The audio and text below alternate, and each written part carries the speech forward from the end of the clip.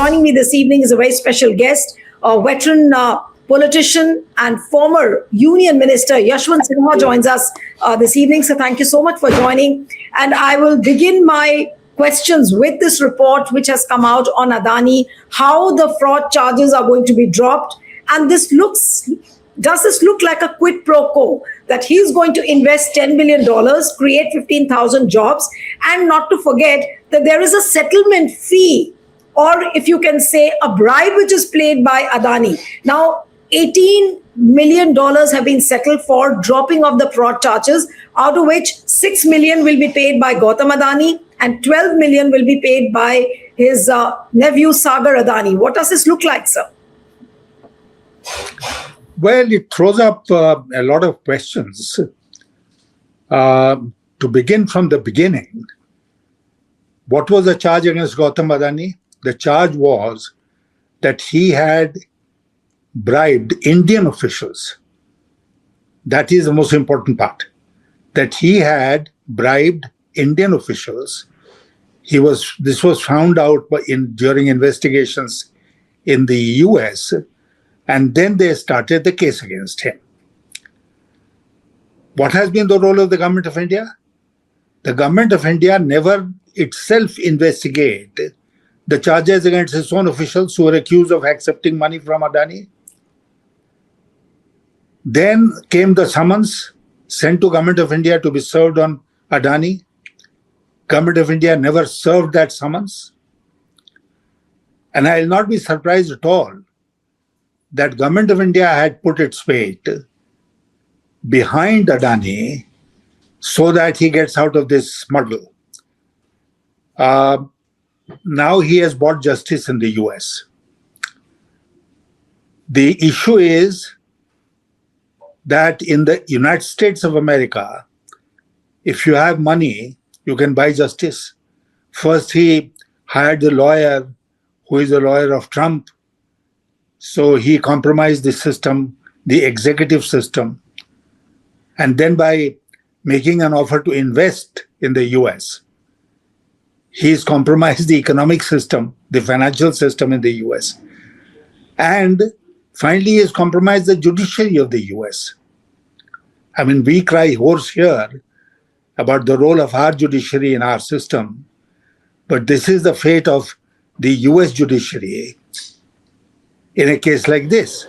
So, and there was an impression that the institutions in America are very safe, they are secure, nobody can tamper with those institutions. Absolutely. That faith in the US system of justice does not exist anymore. At least I will not trust the US justice system anymore. So he has got away, or he will get away. He has money. He can invest billions of dollars. So the net is, Neelu ji, that if you have money, nobody can touch you either in the US or in India. That is the upshot of this episode. But all these allegations which Rahul Gandhi has been talking about is the fact that he's a compromised PM. Our energy security was compromised. Look at the way how Indians were chained and then they were sent back to India from America. Our PM never spoke. There was a ceasefire after the Operation Sindoor. Prime Minister never spoke. So this Prime Minister's silence, and repeatedly Rahul Gandhi has been saying that it was because of his friend Adani and maybe Epstein files, but I'm not getting into that today. But what does this look like? That was Prime Minister keeping silent all this while to secure a deal for Gautam Adani?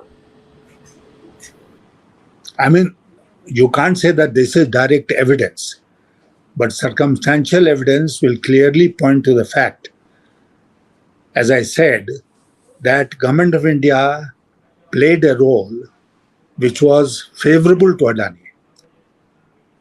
If it was not supporting Adani all the way through, then the Government of India would have started its own investigation, isn't it? I'm hoping that some point of time in the future, when the government of India changes, then that government of India will start investigations on the basis of these allegations against Adani that he bribed Indian officials. The charge is not that he bribed American officials. The charge is that he has bribed Indian officials. And because he is a registered investor in the US judicial system or the prosecution system went after him. But now he's bought his way out. And as I said earlier, I have no doubt in my mind that Government of India has played a role in ensuring that Adani's charges are dropped. What happens now if he has to collect $10 billion? Is Adani going to approach our banks to invest $10 billion in America? How is he going to create 15,000 jobs over there? I mean, is there going to be a backlash in India if supposing people come to know that he is trying to borrow money from our banks? What happens then? You never know. Our banks lend But there's in a foreign possibility. exchange. But there's always a possibility of that. Yes, because our banks do not merely lend in rupees, they also lend in foreign currency, dollars. Yes.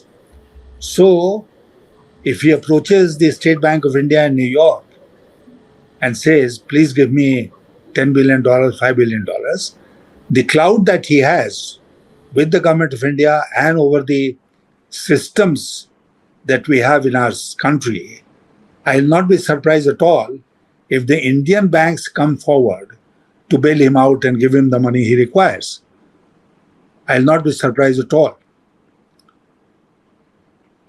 But how does one stop this? Because nobody has any jurisdiction over what Donald Trump is doing. Nobody has a jurisdiction or any kind of control what SEC is doing or how they are settling this case with Adani. But for Indians, is it not feeling cheated about this whole episode of how Adani is protected and insulated so well?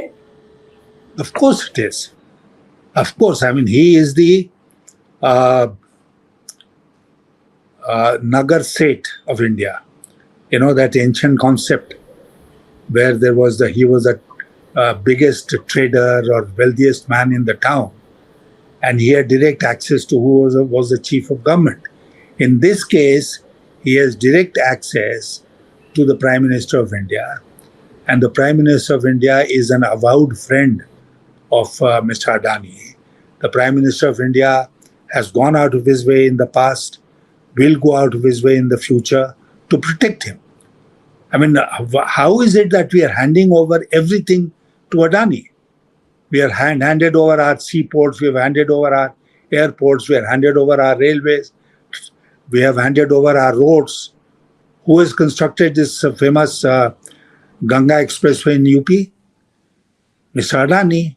So, if you are so much in favor, and the test of this is, will this government, I am repeating, will this government start a probe against the Indian officials who were bribed by Adani? After all, the crux of the matter is that he bribed Indian officials.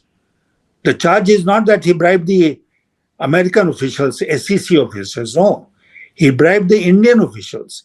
And the Government of India has not launched any investigation. So that clearly proves the nexus between Adani and the Government of India.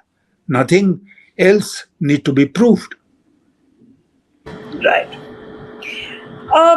This story is, of course, has become a huge political point. A lot of people are commenting on the social media, which includes Prashant Bhushan. Subramaniam Swamy also has tweeted this morning. Rahul Gandhi also has written about it, that this trade deal was not a trade deal, but it was a deal to secure Adani. It was a deal done to secure Adani. This is what Rahul Gandhi has written, and this is what the tweet says. Compromised PM ने trade deal नहीं, Adani की रिहाई का सौदा किया है. So basically, this was a deal to exonerate Adani from all the charges. This is what Rahul Gandhi has said. You'd like to comment on this, Mr. Sinha?